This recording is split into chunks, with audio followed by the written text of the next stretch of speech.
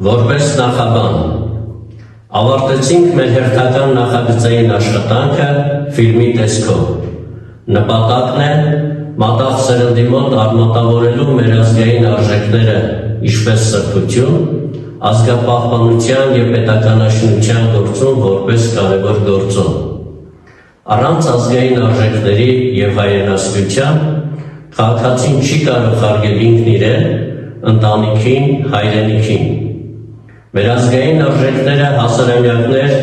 և բազում փորձությունների միջով անցնելով, ժամանակի ընթացքում որոշակի փոփոխություններ կրելով, եղել են հիմնաքարը մեր ազգային ինքնության։ Կարևորելով այս հանգամանքը, մեր տեսակետն ենք առաջարկում մատաղ սերնդին և հանրությանը։ Ցանկանում ենք բարի դիտում։ Ողջույն հարգելի ունկնդիրներ, մենք սովորում ենք Սյունիքի մարզի Սիսիան համայնքի Տոլորձ բնակավայրի միջնակարգ դպրոցում։ Պատրաստել ենք նախագծային աշխատանք տեսաֆիլմ 7 սրբություն թեմայով, որը կներկայացնենք ձեր ուշադրությանը։ Հայ ժողովուրդն ունի հոգևոր և աշխարհիկ բազմաթիվ սրբություններ։ Մենք ընտրել ենք այդ սրբություններից 7-ը, որովհետև 7 թիվը հայ ժողովրդի համար սուրբ է և խորիմաստ, թե հոգևոր, թե աշխարհիկ ու մշակութային առումներով։ Ինչպես աշխարհի 7 հրաշալիքները, որոնք համաշխարհային մշակույթի մաս են կազմում, այդպես էլ առանձնացրել և ներկայացնում ենք հայ ժողովրդի բազմաթիվ սրբություններից մեր ընտրած 7 սրբությունները՝ ընտանիքը, լեզուն, հավատքը, ազգը, գիրը, հացը, հայրենիքը։ Եվ բուրգերը եգիպտական, և տաճարը Արտեմիսի, Զևսի արձանն օլիմպիական, և կոթողը Հռոդոսի, դամբարանը Մավզոլոսի, այգիները Բաբելոնի, և Փարոսը Ալեքսանդրիայի շատ են հայտնի։ Աշխարհի 7 հրաշալիք, հմայել եք դուք մշտապես, բայց կա 7 էլ հրաշալիք, որ չի նշվում պաշտոնապես։ Հրաշալիքն այդ, հանց սրբություն, կերտել է նոր մի պատմություն։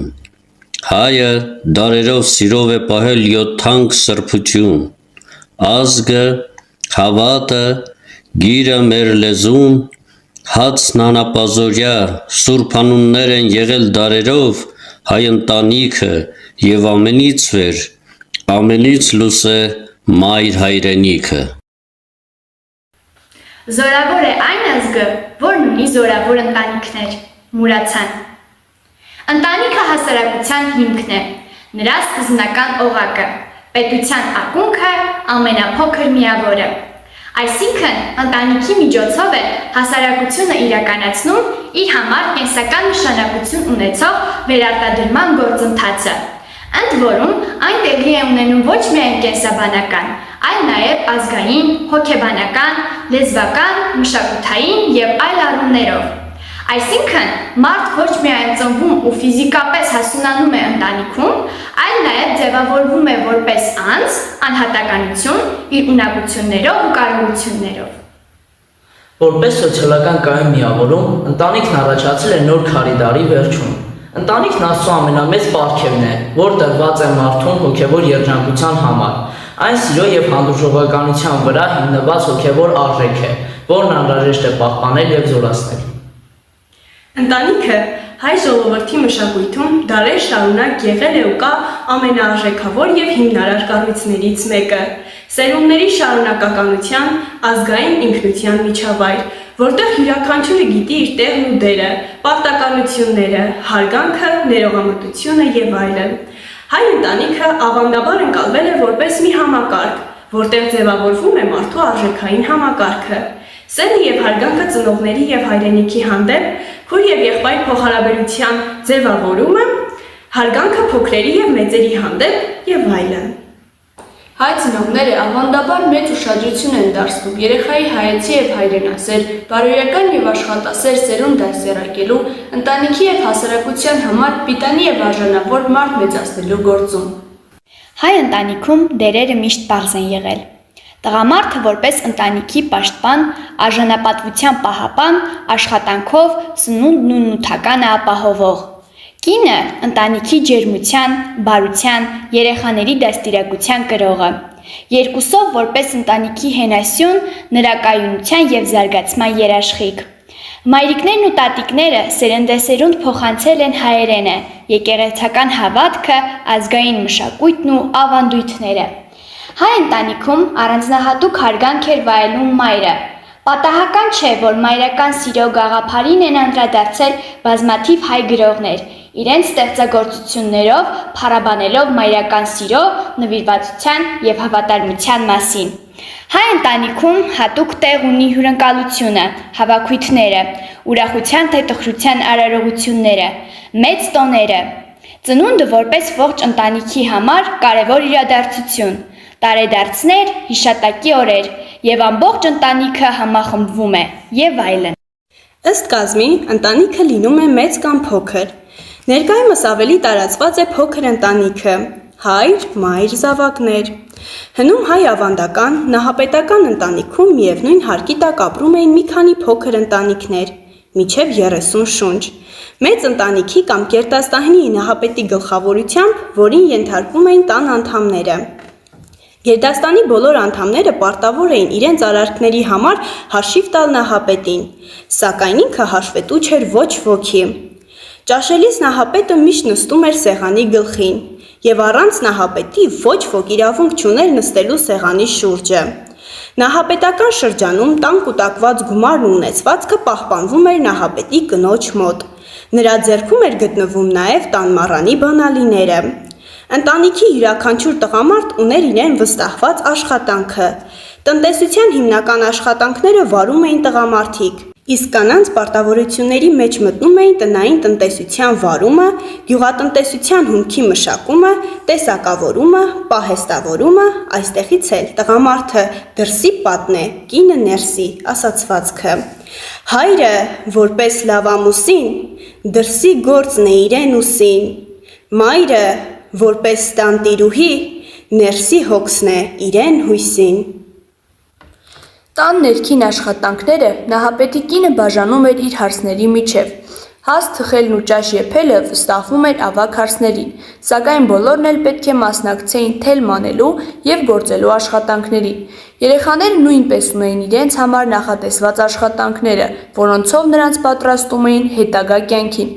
Ճաշը նահապետական ընտանիքում մի մեծ ծիսակարգ էր։ Նախ ճաշի էին նստում տղամարդիկ, իսկ այնուհետև կանայք երեխաների հետ։ Նահապետից հետո ընտանիքում երկրորդ մարդը նահապետի օգնականն ու նրա հեղինակությունը բարձր պահող իր կինն էր։ Կնոջ կարևորագույն պարտականությունը տան կրակն անշեջ պահելն էր։ Կնոջ գլխավոր դերը մայրությունն էր և երեխաների դաստիարակությունը։ Նահապետի կնոջ պարտքն էր հարսներին և թոռներին սովորեցնել ինչպես իրենց գերդաստանի ավանդույթներն ու պատմությունը, այնպես էլ ազգային մշակույթը, ծեսերը և ավանդույթները։ Այսինքն կինը ընտանիքում համարվում էր նաև էթնիկ ինքնագիտակցության սերմանողն ու տարածողը։ Նահապետական ընտանիքի այդպիսի տեսակները գոյատևեցին մինչև 20-րդ դարի 30-ական թվականները։ Այդ ժամանակներում գործող մի շարք ավանդույթներ այսօր էլ պահպանվել են հայկական ընտանիքներում։ Դարեր ի վեր մինչև վերջին տասնամյակները ընտանիքում ընդունված կարգ էր, որ որդիներից մեկը մնում էր ծնողների հետ, նրանց մինչև խոր ծերություն, կյանքի վերջը խնամելու համար։ Ներկայումս պատկերը այլ է, որոշ բացառություններով։ Պետության հիմքն է մեր ընտանիքը, կառուցված սիրո, հարգանքի վրա։ Սիրո արդյունքում ծնված երեխան, իր ծնողների հույսն ու ապագան։ Աստծո պարգև է մեր ընտանիքը, պետության ներկան նաև գալիքը, կյանքի իմաստն է մեր ընտանիքը, նոր մարդ կերտելու մեր երաշխիքը, սիրո ամրոց է մեր ընտանիքը, հույսերով լեցուն, հույզերով լիքը, որ խաղաղ լինի մեր ընտանիքը, պետք է միշտ ամուր պահել տանիքը, որ ճիշտ զարգանա մեր ընտանիքը, պետք է որ ամուր կառուցել հիմքը, որ զորեղ լինի մեր ընտանիքը և հզոր լինի մայր հայրենիքը։ Ժամանակի ընթացքում ընտանիքները աճելով, շատանալով դառնում են գերդաստան, որն իր մեջ ներառում է 6, 7 և ավելի սերունդներ։ Գերդաստանի պատմության և տոհմի ծագման փոխկապակցվածության մասին տեղեկություններն ավելի պատկերավոր կերպով իմանալու համար ներկայացվում է մի խորհրդանշական ծառով, որը կոչվում է տոհմածառ։ Տոհմածառում ներկայացվում են միայն տվյալ տոհմի արական սեռի ներկայացուցիչները, սկսած տոհմի հիմնադրից։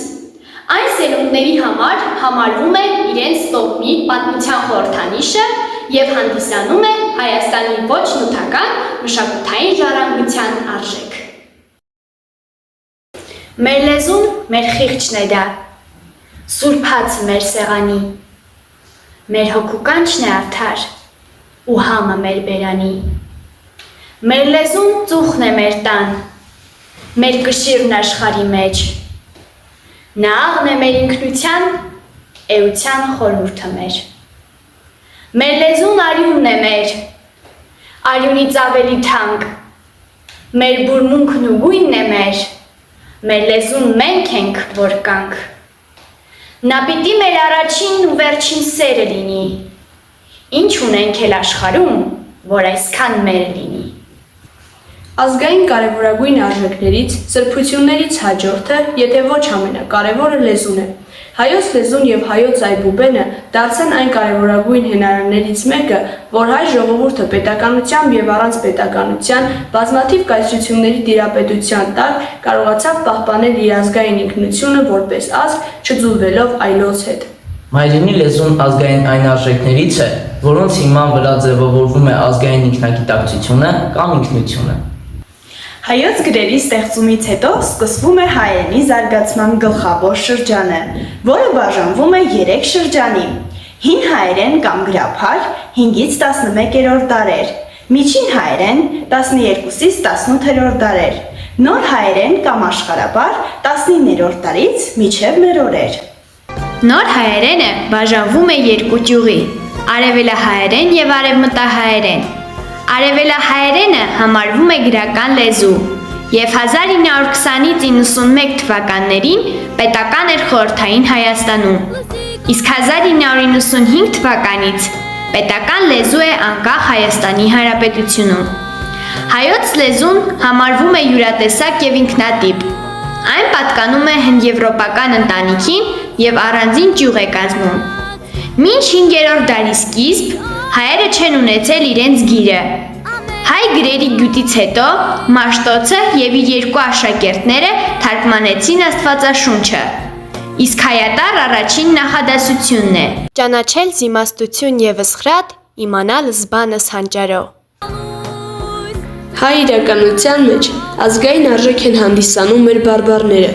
որոնք շատ բազմազան են։ Հովհաննես Թումանյանն ասել է. ժողովրդական բարբառներից օգտվելը ոչ թե դատապարտելի է, այլ հենց դա է բնական ճանապարհը կայտառ ու կենդանի լեզու ստեղծելու։ Բարբառը լեզվի տարածքային տարբերակն է, համաժողովրդական լեզվի ճյուղավորում, որը սպասարկում է հասարակության որոշակի հատվածի։ Հայերենի բարբառների առաջին տեղեկությունները վերաբերվում են 5-րդ դարին, սակայն դրանք հստակ առանձնանում են միջին հայերենում։ Բավական մեծ թիվ են կազմում նոր հայերենի բարբառները, շուրջ 60 բարբառ։ Հայերենի բարբառների մի մասը այժմ էլ գործածվում է։ Դեկտեմբերյան գլխից արդեն սկսվում է գեներալի ու որկա ասվածը, ու վայն եկելա ջուրը քե տարել, եթե կոշիկներով հանկարծ մտնես տուն։ Էնա պոլիպ հետը միչքի շղկծնիտ են, զղկունը վեպ իրեն, հետա աբեն ուրազ, ես տիպումները կլեկն են, որ դու հեկյաց կոշիկներով մտնես ղան անես։ Դու մին արձիվ, ես քո ջոտը, մեզ պահողը, հաց են ջյոթը, մեր շահթոթը, սար են օթը, մին էլ արդար, պիհին կոթը, շատ շենք են աս, մեր Ղարաբաղ,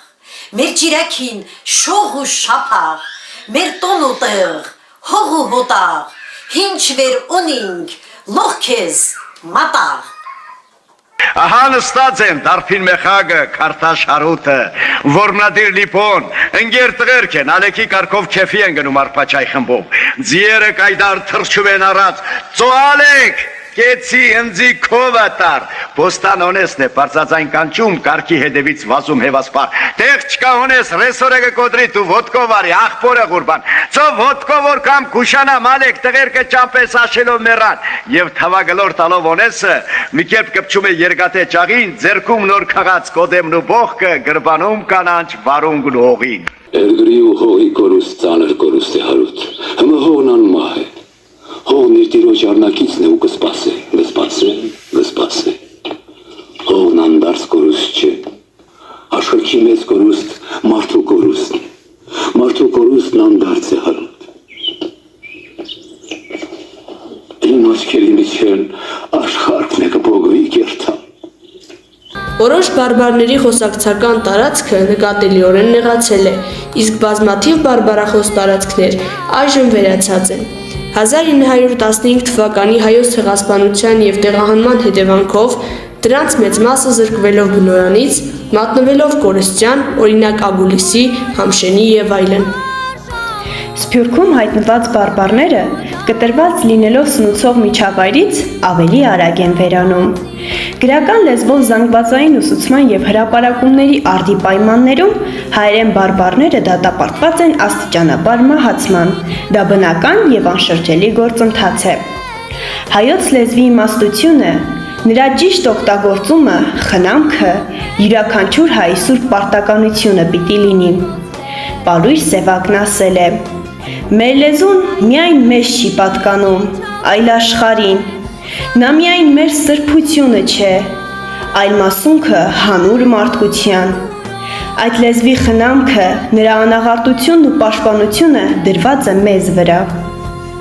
Ուտես որդիս, ուր էլ լինես, այս լույսնի տակ ուր էլ գնաս, թե մորդ անգամ մտքիցդ հանես, քո մայր լեզուն չմոռանաս։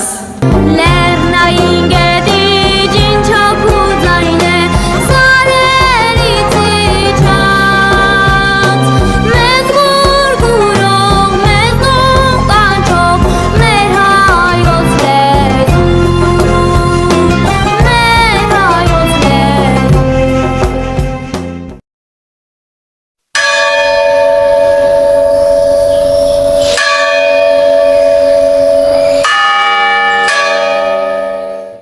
Իմաստություն, հոր Հիսուս, տուր ինձ իմաստություն, ըզբանից խորհել և խոսել և գործել, առաջին քո ամենայժամ, իչար խորհրդոց իբանից և իգործոց, փրկե ազիս, և ողորմեա քո արարածոց, և ինձ բազմամեղիս ամեն։ Հավատքը հայ ժողովրդի ազգային ու պատմական ինքնության հենասյուներից մեկն է, որը ձևավորվել է դարերի ընթացքում և ունի խորապես ազգային բնույթ։ Այն հիմնականում բաժանվում է երկու պատմական փուլերի՝ մինչև քրիստոնեության ընդունումը և դրանից հետո։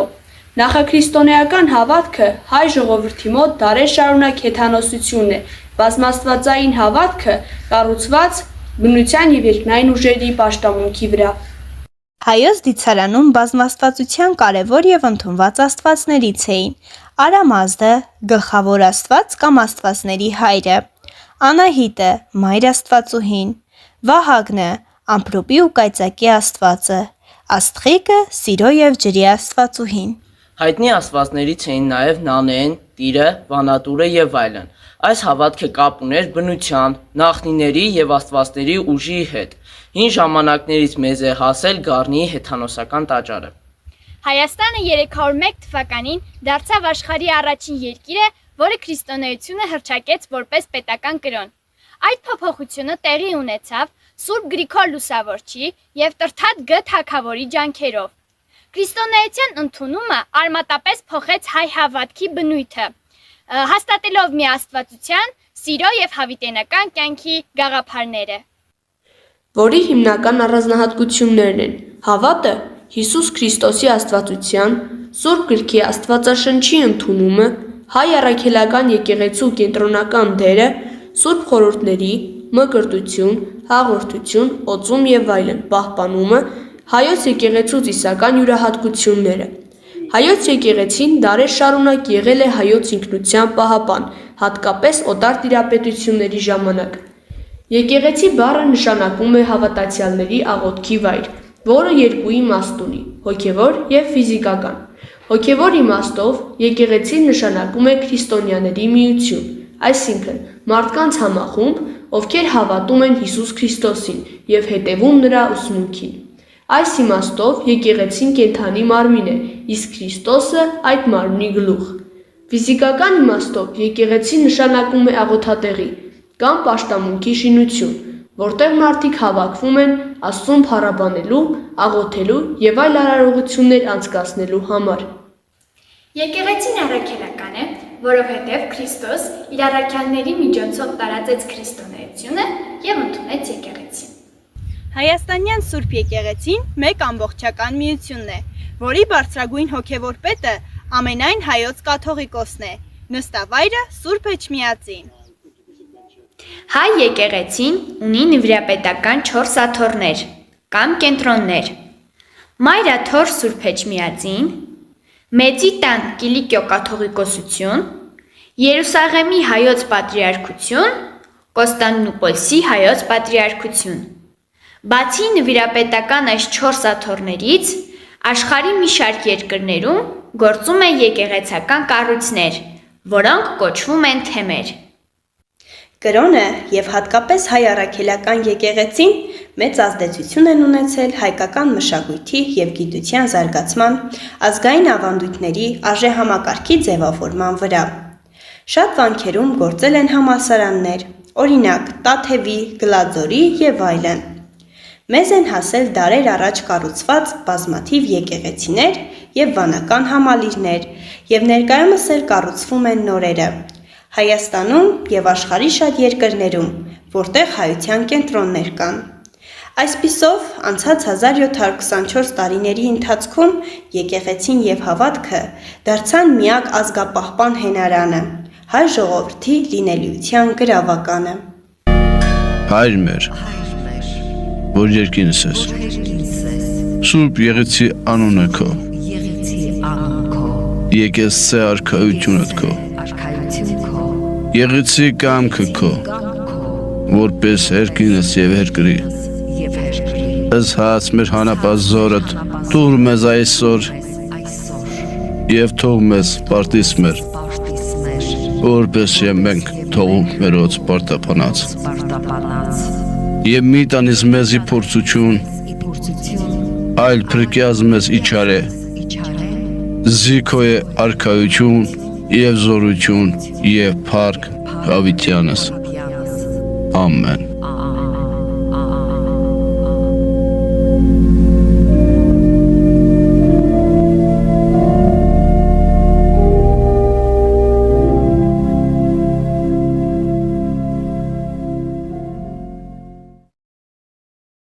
Ըստ Աստվածաշնչի Ծննդոց գրքի, համաշխարհային ջրհեղեղի հետևանքով վերացել էր ամբողջ աշխարհի մարդկությունը, փրկվել էր միայն Նոյը իր ընտանիքի հետ միասին։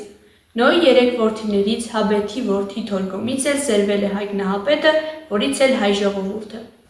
Հայերի ծագումնաբանության հիմք ընդունվում է Մովսես Խորենացու հայոց պատմություն աշխատությունը, որով նա հայերին վերագրում է Հայկ Նահապետին։ Ըստ Մովսես Խորենացու, մեր թվարկությունից առաջ 2492 թվականի օգոստոսի 11-ին Հայկ Նահապետը պարտության է մատնում Միջագետքի տիրակալ Բելին, վերահաստատելով իր անկախությունը։ Այդ օրվանից սկսած մեկնարկում է բուն հայոց տոմարը։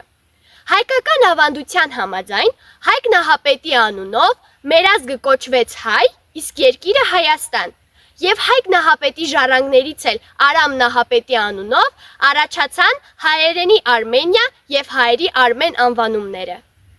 Մարդու անունը ոչ միայն դիմելու, այլ հաճախ նաև ազգային առանձնահատկություններ ընդգծելու միջոց է։ Հայկական անունները ստեղծվել են բնության հանդեպ սիրուց,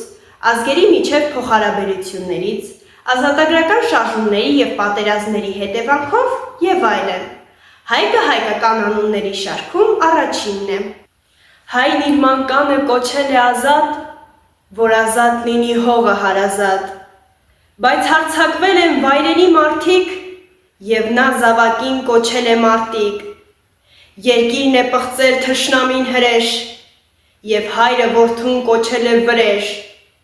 որպիսի որդին կռվի տաքայուն, հայրը ծնվածին կոչել է կորյուն։ Նահատակներ են պետք եղել հերոս, եւ նոր անուն է գտել մարտիրոս, որպիսի երկիրն առնի հարություն, հայը կոչվել է նաեւ հարություն։ Լավ դուրերի է սպասել հավետ, եւ իր մանչուկին ասել է ավետ, որ ազգը կռվի եւ մնա սակայն, որդուն կոչել է նա մնացական։ Հույսով է ապրել մթում խաբուսիկ եւ անվանել է իր որդուն Հուսիկ։ Հնում հայերի կյանքում անվանից բացի մեծ նշանակություն ունեին նաև ազգանունները։ Ազգանվան միջոցով որոշում էին, թե տվյալ մարդը ում որդին է կամ ում ժառանգը, հաճախ նաև տեղանունների անուններով եւ այլն։ Օրինակ, որոտնեցի, սևքարեցի, նարեկացի եւ այլն։ Ազգանունների իմաստը դարերի ընթացքում մնացել է նույնը, փոխվել է միայն դրա կազմությունը։ Հայկական ազգանունների 99%-ը կազմվում է ցեղի նահապետի անվան եւ յան մասնիկի միացությամբ։ Սակայն միշտ չէ, որ յանին կցվել են նահապետական անուններ։ Հաճախ ազգանունները կազմվում էին ըստ մասնագիտության, ինչպես օրինակ ներկարարյան, դարբինյան եւ այլն։ Յուրաքանչյուր ժողովրդի հայելին նրա ստեղծած արժեքներն են։ Հայերն անկախ իրենց բազում դժվարություններից կարողացել են պահպանել ոչ միայն իրենց արժեքները, այլ նաև ինքնությունը, կրոնը, մշակույթը եւ լեզուն։ Եվ դար շարունակ կարողացել են փոխանցել այն ամենն, ինչ կոչվում է ազգային արժեք։ Ազգային արժեքներից են տարազը, երգը, պարը, գորգագործությունը, ճարտարապետությունը, բարբառը եւ այլն։ Ազգային արժեքների այս շարքը անվերջ կարելի է թվարկել, որովհետև մեր ազգային արժեքները բազմաթիվ են եւ բազմապիսի։ Ազգային արժանապատվությունը մի գաղափար է, որը կապված է ազգի կամ ժողովրդի ինքնասիրության, արժանապատիվ գոյության եւ արժանավայել ապրելու իրավունքի հետ։ Կարեն Դեմիրճյանն ասել է. «Արժանապատիվ պետք է ապրել, հույսը սեփական ուժերին ապավինելով»։ Շատ կարևոր է յուրաքանչյուր հայ մարդու արժանապատիվ պահվածքը եւ գործունեությունը։ Ամենքս մեր բաժին կաթիլը պետք է դնենք մեր ազգային արժանապատվության օվկիանոսում եւ աչքի լույսի պես տեր կանգնել, պահպանել եւ արժանավայել ձևով հաջորդ սերունդներին փոխանցել մեր արժանապատվությունը։ Հայ ժողովրդի արժանապատիվ դրսևորումներից են այն հայորդիները, որոնք համաշխարհային մասշտաբով բարձր են պահել հայ ժողովրդի պատիվը եւ կարևոր դերակատարություն են ունեցել գիտության ու տեխնիկայի, մշակույթի եւ մարզական եւ այլ բնագավառներում։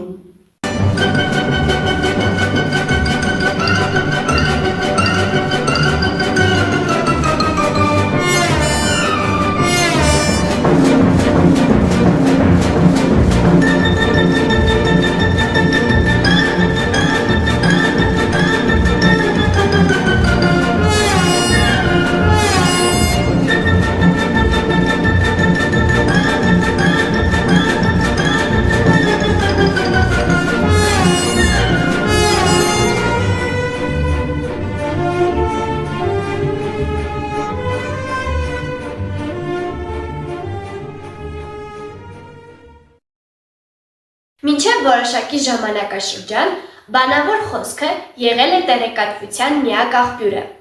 Հնագույն ժամանակներում գիտելիքի եւ փորձի փոխանակումը իրականացվում էր մարդուց մարդ, բերանից բերան։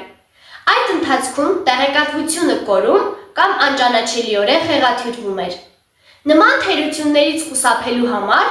մարդիկ սկսեցին փնտրել տեղեկատվությունը որոշակի նյութական հիմքի վրա ամրագրելու համար։ Պատմական պեղումների արդյունքը ցույց է տվել, որ գրքի ստեղծման պատմությունը սկսել է դեռևս այն ժամանակներից, երբ առաջին մարդիկ տեղեկություն են թողել քարանձավների քարերի եւ պատերի վրա առօրյա եւ որսորդական կյանքի տեսարաններով։ Ի վերջո հնագույն քաղաքակրթությունները հորինել են գրելու արվեստը։ Այդ նպատակով սկսեցին օգտագործել փայտե տախտակներ, կավե կամ մոմե սալիկներ, փափուկ մետաղե թերթիկներ։ Իսկ Եգիպտոսում տեղեկությունը գրում էին պապիրուսի թերթերի վրա, որոնք մագաղաթի պես փաթաթվում եւ պահվում էին։ Թղթի նախատիպը պապիրուսը հայտնաբերվել է հին Եգիպտոսում, որտեղ աճում էր պապիրուս բույսը։ Այն հատուկ մշակվելուց հետո պիտանի էր օգտագործման, որը խիստ գաղտնի էր պահվում։ Եգիպտոսում նրա արտադրությունն այնքան էր զարգանում, որ սկսում են վաճառել այլ երկրների։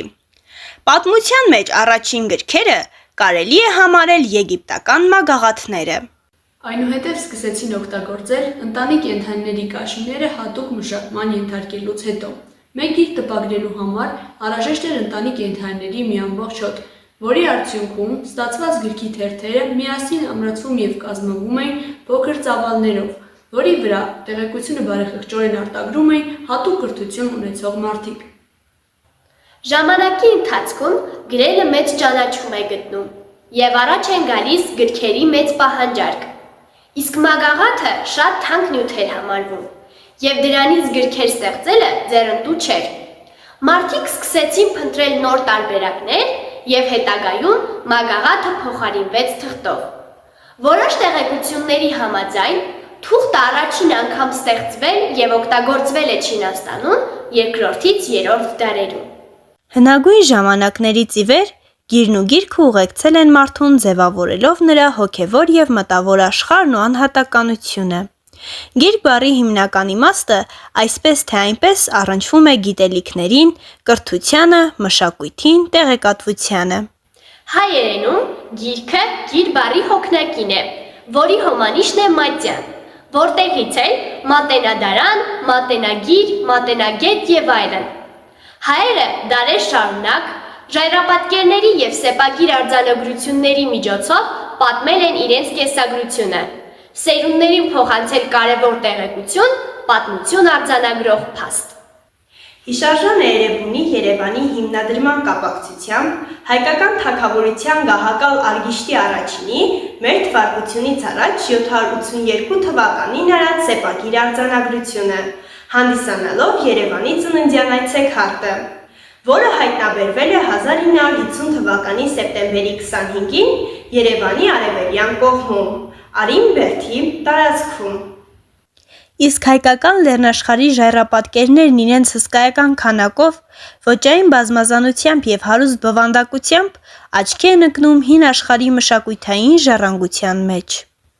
Տարբեր աղբյուրների համաձայն Հայաստանում կա ավելի քան 20,000 ժայռապատկերներ։ Դրանցից են Սիսիանի Ուխտասարի ժայռապատկերները։ Հնավայրում հայտնաբերվել են ավելի քան 2000 ժայռապատկերներ, որոնք մոտավոր թվագրում են մեր թվարկությունից առաջ 5-ից 2-րդ հազարամյակ։ Հետագայում 405 թվականին հայ գրերի գյուտը հայերենի այբուբենի ստեղծումը Մեսրոպ Մաշտոցի կողմից նոր էջ բացեց հայ իրականության մեջ։ Նրա շնորհիվ ազգի պահպանումը ավելի ամրապնդվեց։ Հայ ժողովրդի մեջ արմատավորվեց քրիստոնեական հավատը, ազգային ծեսերն ու արարողությունները, արվում էին ոչ թե օտար, այլ մայրենի լեզվով։ Հայերեն առաջին տպագիրի գիրքը, ուրփաթագիրքը լույս է տեսել 1512 թվականին Վենետիկում Հակոբ Մեղապարտի ջանքերով։ Հայերեն ձեռագիր մատյանների ամենախոշոր պահոցը Մատենադարանն է, որը ստեղծվել է Երևանում 1921 թվականին, 5-րդ դարում ստեղծված Էջմիածնի Մատենադարանի հիմքի վրա և եղել է առաջին գիտահետազոտական հաստատությունը Հայաստանում։ Մատենադարանը աշխարհի հին ձեռագրերի և փաստաթղթերի պահման և ուսումնասիրման ամենահարուստ կենտրոններից մեկն է,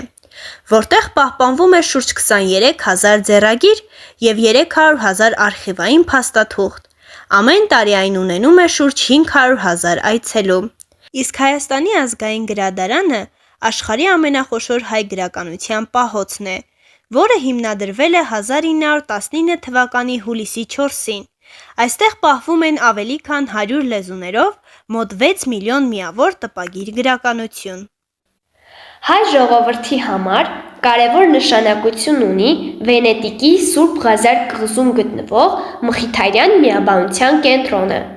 որի եկեղեցու պահոցներում կա շուրջ 150,000 անուն գիրք և 4,000 ձեռագրերով հարուստ թանգարան։ 2008 թվականից Հովհաննես Թումանյանի ծննդյան օրը փետրվարի 19-ին Հայաստանում նշվում է գիրք նվիրելու օրը։ Այսպիսով, Մեսրոպ Մաշտոցի կողմից ստեղծված հայոց գրերը եղան հայ ժողովրդի ազգապահպան կարևոր հենարանը, մեր լինելույթյան հիմնական գրավականը։ Մեսրոպ աշունչ, երկաթագիր հայոց տարեր, դուք մեր կյանքի, դուք մեր թարքի մասին սարեր, ջրեր անցակ, հրեր անցակ դարձակ արեր, ձեզ նոր մենք տանք ու կմնանք դարում դարեր։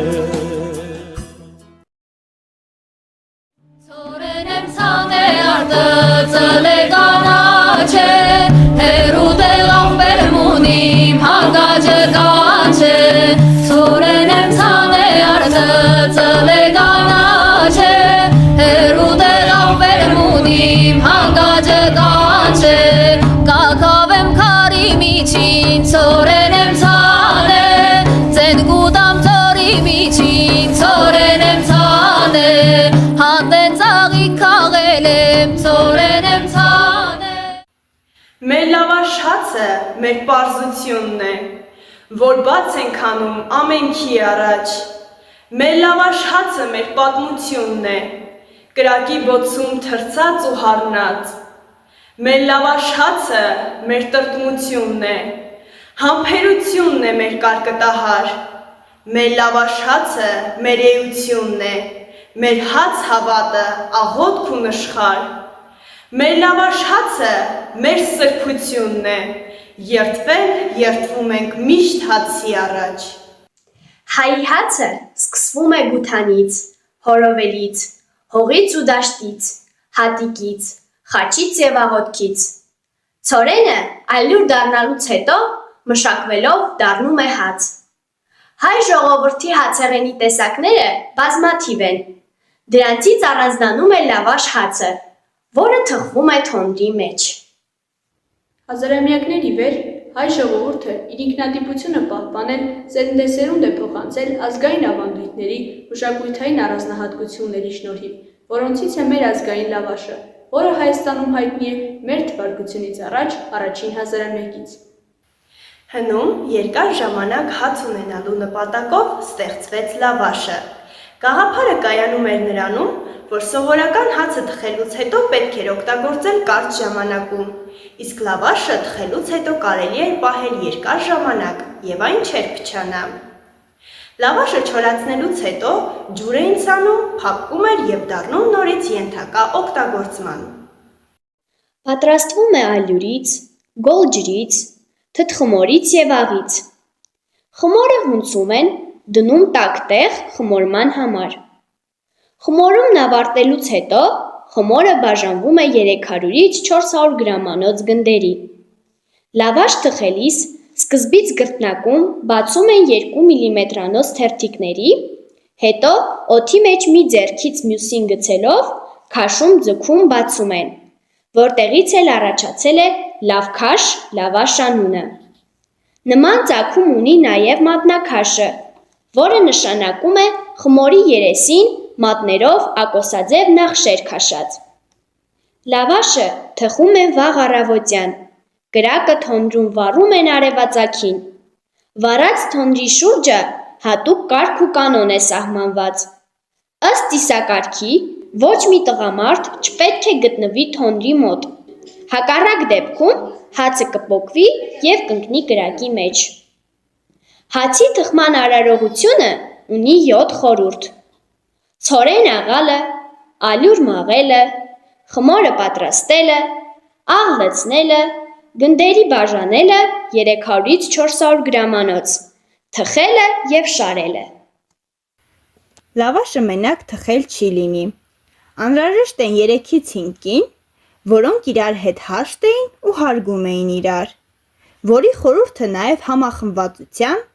իրար հարգելու նպատակն էր։ Աշխատանքների հաջորդականությունը ևս հետաքրքիր էր։ Նոր լավաշը տնից դուրս բերելը,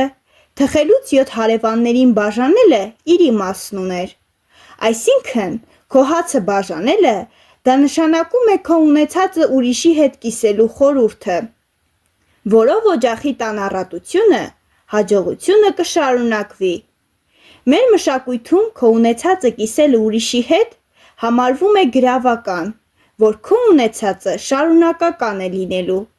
իսկ ունեցածների մեջ ամենակարևորը դա հացն է։ Հայոց ազգային սովորույթներից է նաև նորահարսի ուսին լավաշ գցելը, որը նշանակում է, որ աղջիկը հացառատ կդարձնի այն օջախին, ուր հարս է գնում։ Ինչպես նաև հարսանեկան լավաշը պաշտպանում է չար աչքից և ապահովում նորապսակների հաջողությունը։ Նորածիներին չար աչքից պահպանելու համար հաց են դնում կրծքին։ Հայի համար հացը ոչ միայն նյութական բարիք է, այլ հոգևոր սնունդ։ Նաև խորհրդանշում է հայ մարդու աշխատանքի արդյունքը։ Թոնիրը ինքնին միայն վառարան չէ, երբ որ ասում են ծուխը մարեց կամ շարունակվեց, այսինքն տանը մարդ է ապրում, ով շարունակում է թոնիր վառել, ծուխը ծխալ, կյանքը շարունակել։ Լավաշը և թոնիրը այր ու կին են, իսկ մշակույթը և երգերը նրանց պսակի վկաները։ Ցավոք, մեր ավանդական լավաշը թոնրի մեջ թխելու ավանդույթը գյուղերում ժամանակի ընթացքում 1992-ից 95 թվականների դժվարին տարիներից աստիճանաբար վերացան, քիչ բացառություններով։ Հայկական լավաշը ընդգրկված է ՅՈՒՆԵՍԿՕ-ի ոչնյութական մշակութային ժառանգության արժեքների շարքում։ Հաց թխելու պրոցեսը ուղեկցվել է երգելով և բարի խոսքերով։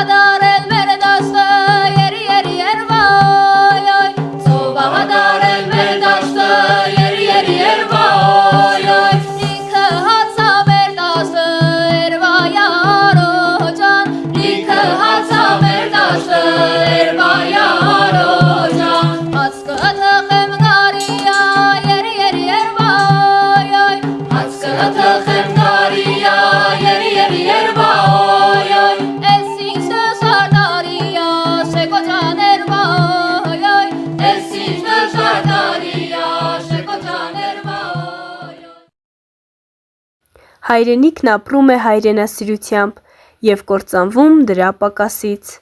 Գարեգին Նժդեհ։ Մեր հայրենիքը Հայաստանն է, բոլոր հայերի հայրենիքը։ Բառացիորեն հայրենիք բառը կազմված է երկու արմատից՝ հայր և էնիկ։ Հայր նշանակում է հայր, ծնող, նախահայր։ Էնիկ վերջածանցը կապված է բնակության կամ երկրի հետ։ Այսինքն, բառացիորեն հայրենիք բառը նշանակում է այն երկիրը կամ տեղը, որտեղ ծնվել կամ բնակվել է մարդու հայրերն ու նախահայրերը։ Այսինքն, նախնիների բնակավայր նախնյանց երկիր։ Օրինակ, երբ ասում ենք հայ ժողովրդի հայրենիքը Հայաստանն է, նշանակում է այն երկիրն է,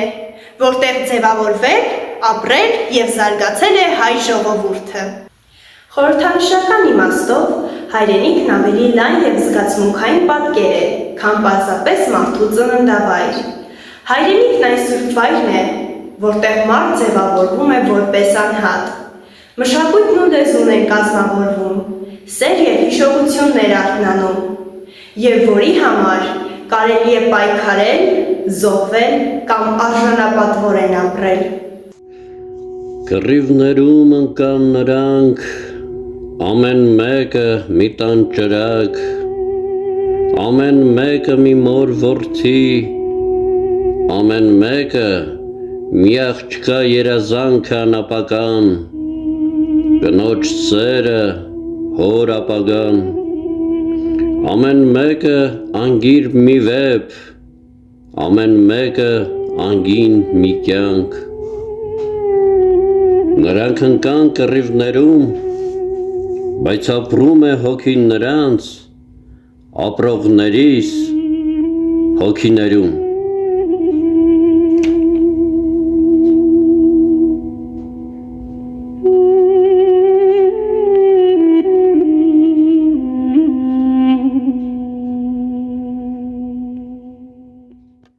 Հայաստանը մեր երկիրն է,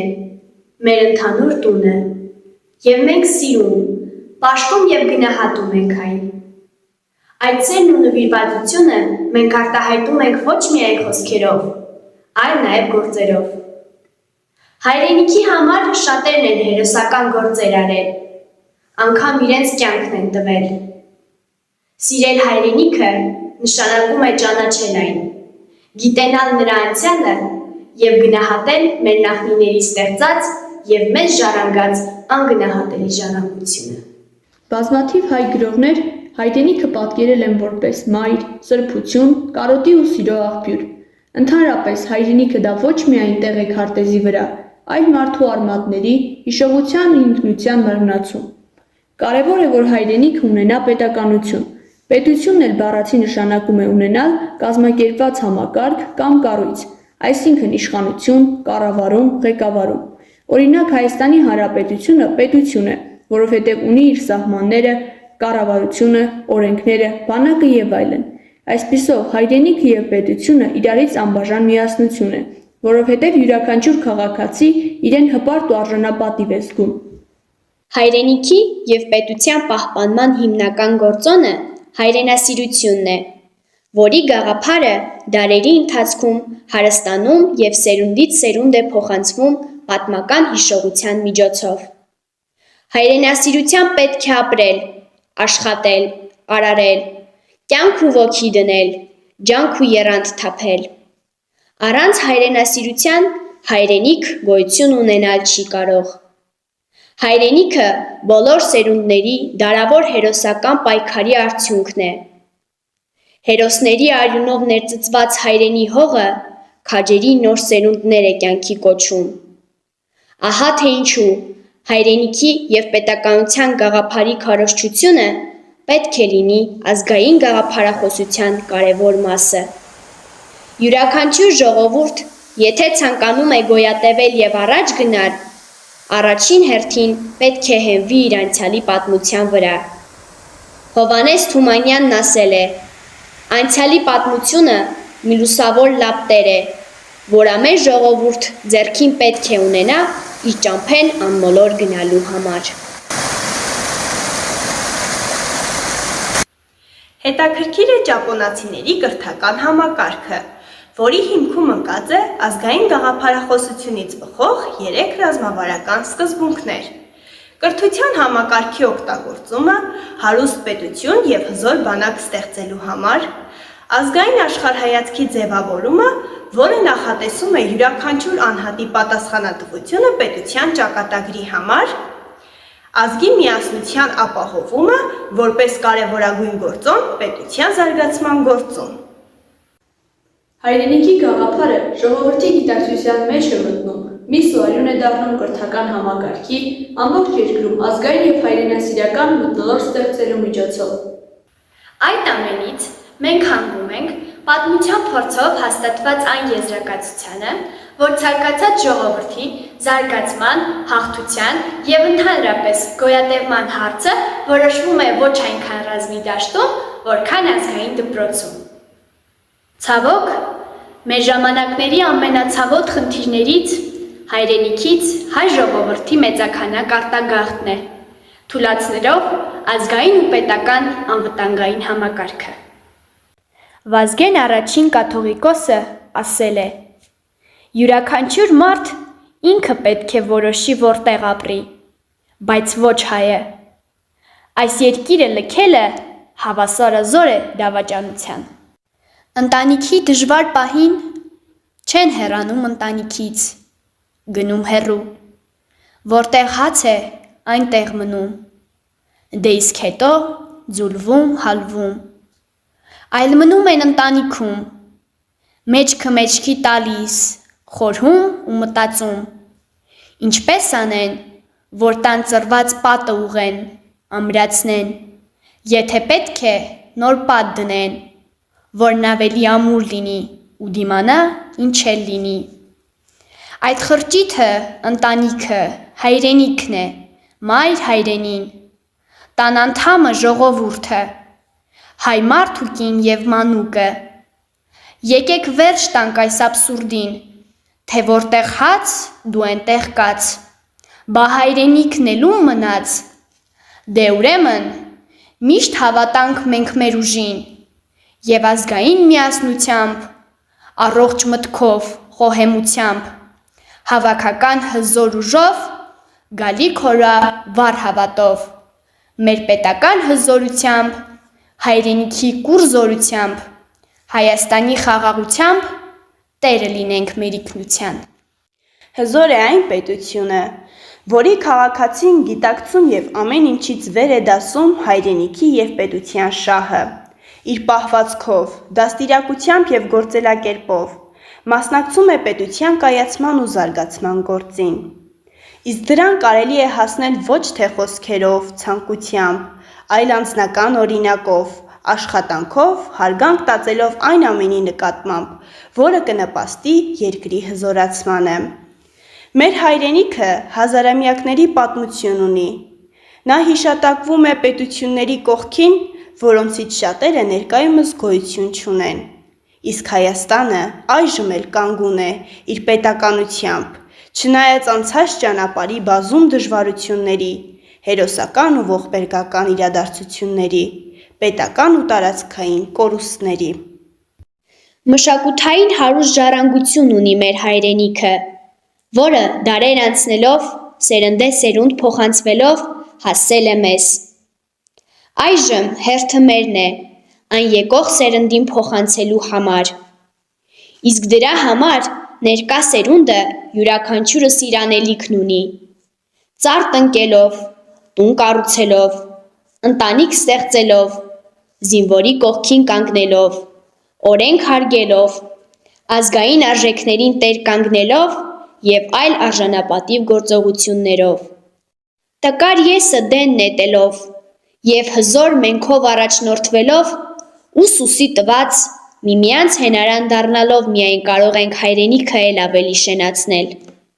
Ուժեղ զինված ուժեր եւ զարգացած տնտեսություն ունենալն է պետության կայացման եւ խաղաղության երաշխիքը, ապահով եւ հզոր հայրենիք ունենալու, արժանապատիվ կյանքով ապրելու ապագայի գրավականը։ Ես սիրում եմ քեզ հայրենիք, քո վերելքը, քո դեմքը պերճ, թեկուզ լինես հոգսերի մեջ, ես սիրում եմ քեզ հայրենիք, քո արտերի հնձվորն եմ ես, սահմաններից զինվորն եմ ես, ամեն ծառիդ այգեպանն եմ, ամեն բառիդ պահապանն եմ, ես սիրում եմ քեզ հայրենիք, քո տոները թանկ, ծիծաղկոտ, թեկուզ դեմքդ լինի թախծոտ, ես սիրում եմ քեզ հայրենիք, իրախտապարտ քո որդին եմ, կանաչ, հպարտ քո բարդին եմ, քո խնդության վեհճիչն եմ ես, քո հաղթության երգիչն եմ ես սիրում եմ քեզ հայրենիք, Արարատի սուրբ կարոտով, գալիք օրվա ջինջ հավատով, ես սիրում եմ քեզ հայրենիք։